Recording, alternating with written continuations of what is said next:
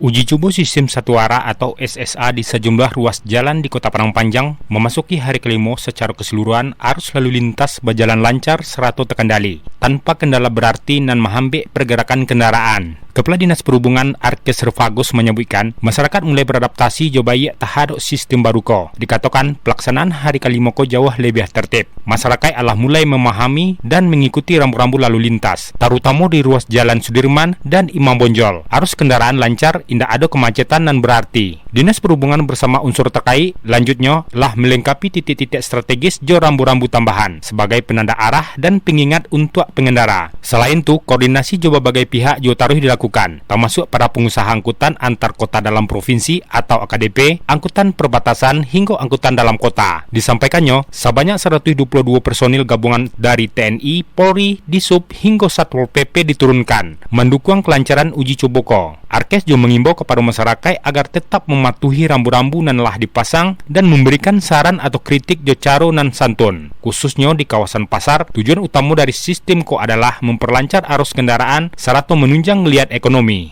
Kita berharap ini jadi sosialisasi pertama.